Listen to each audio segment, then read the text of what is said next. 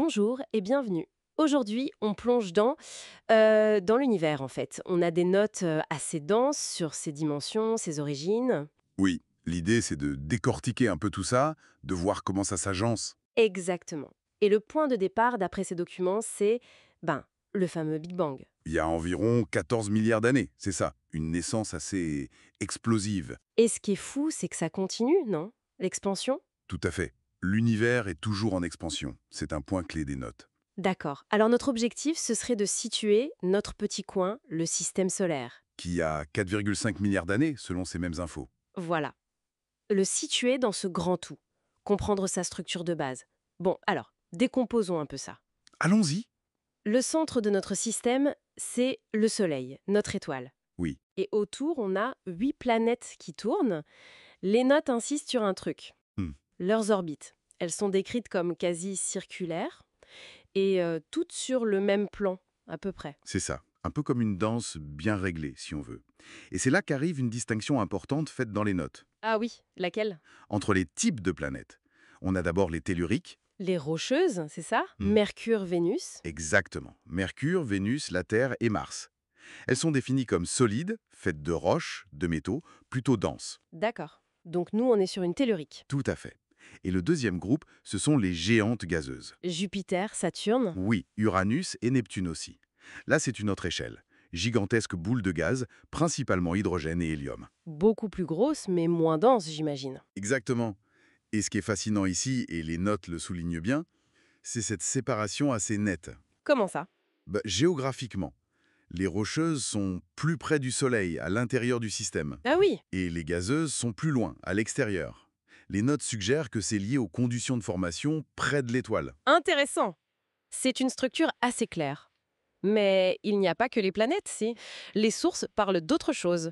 Effectivement, on a aussi les comètes, ces voyageurs de glace avec des orbites parfois très bizarres, très allongées. D'accord. Et les astéroïdes? Oui, surtout concentrés entre Mars et Jupiter, une sorte de ceinture. Si on regarde encore plus loin. Là, on change d'échelle. On trouve d'autres étoiles, bien sûr, et puis des regroupements énormes d'étoiles. Les galaxies, Comme notre Voie lactée. précisément. Et là, parler de galaxies, ça nous amène tout de suite à la question des... Des distances. C'est vertigineux. Oui, c'est là que ça devient vraiment intéressant. Cette immensité. Comment on mesure ça d'ailleurs? Les kilomètres, ça ne doit plus suffire. Absolument pas. Si l'on relie ceci à une vue d'ensemble, il faut des unités de mesure adaptées. Les notes en parlent spécifiquement. Ah oui, j'ai vu ça. 2 unités, c'est ça. C'est ça. La première, c'est l'unité astronomique, l'UA. Ok. Alors là, attention, les notes la définissent comme valant 150 milliards de kilomètres. Milliards. C'est beaucoup, non? D'habitude, c'est plutôt 150 millions la distance Terre-Soleil? Exactement. C'est un point très curieux dans ces notes spécifiques. La définition standard est bien 150 millions de kilomètres. Donc il faut garder cette particularité en tête en lisant ce matériel source. D'accord, bonne précision. C'est une valeur spécifique à ces documents alors. Et la deuxième unité? C'est l'année-lumière, AL. Là, la définition donnée est de 9471 milliards de kilomètres. Et ça correspond à la définition habituelle. Oui, c'est bien la distance que parcourt la lumière en un an. C'est l'unité qu'on utilise pour les étoiles, les galaxies. Et même avec ça, les chiffres doivent être énormes. Colossaux. Ces unités sont présentées comme indispensables pour juste commencer à se représenter le cosmos. D'accord. Alors, si on récapitule en se basant uniquement sur ces notes, on a un univers qui naît avec le Big Bang il y a 14 milliards d'années et qui continue de grandir. C'est ça. Dedans, notre système solaire, vieux de 4,5 milliards d'années, avec le Soleil au centre, 8 planètes sur des orbites quasi pleines. Séparés en deux groupes bien distincts. Les rocheuses à l'intérieur, les gazeuses à l'extérieur. Voilà. Et pour mesurer tout ça, on a l'UA, avec la valeur spécifique de 150 milliards de kilomètres donnée ici, et l'année-lumière. Exactement.